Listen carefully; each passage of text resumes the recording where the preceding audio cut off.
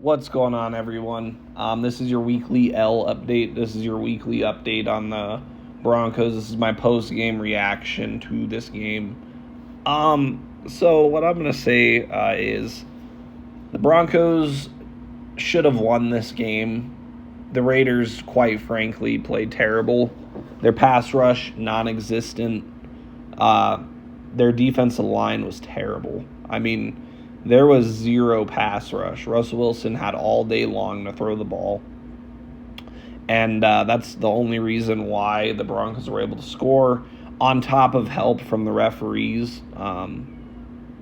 You have the refs calling some ticky-tacky pass interference calls, which keep their drives alive. You have Jimmy Garoppolo throwing the ball into coverage, throwing an interception when they could have put the game on ice there. The score did not reflect what could have been and what should have been, but it's just, once again, another classic case of a team who can't stay out of their own way, trying to give the game to the Broncos. The Broncos were handed this game on a silver platter, and they still lost. If you take 30 of the other NFL organizations and put them in this game against the Raiders, all of them would have beaten the Raiders this game. All of them. The Broncos are the only team who would find a way to lose a game that's handed to them to this magnitude. Once again, the Raiders, were easily able to drive down the field on this great defense and score the game-winning score when it mattered the most, like teams always are, in these close Bronco games. They're always able to score the ball in the end zone when it matters the most. With ease, they're easily able to drive the length of the field to score, and that's exactly what happened yet again. The Broncos, yet again, couldn't score more than 16 points. I don't know what their obsession is with scoring 16 points a game is, but yet again, 16 points.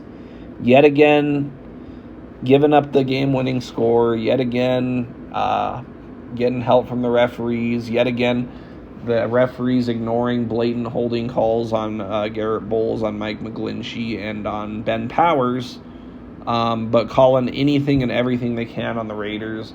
You have the Raiders running into the kicker, roughing the kicker when they should have just let him punt the ball. I mean, the Raiders did everything they could to lose this game, and they still won. I don't think that's going to be the case against the Commanders next week. I don't think Russ is going to have the pocket he had this week when he faces off against the Commanders, because that Raiders pass rush was non-existent.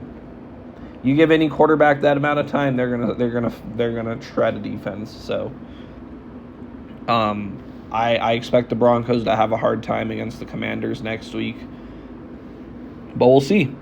Teams seem to love to give games away to the Broncos. They love to play down on the Broncos level, and I'm sick of it. I just want to see a team actually kick this team's ass, because, this team runs their mouth, they talk their shit, and yet again, the PR, the hype, the content creators could not save this team from the inevitable. 0-1. 0-1 in a game that was a shoo-in for the Broncos to win.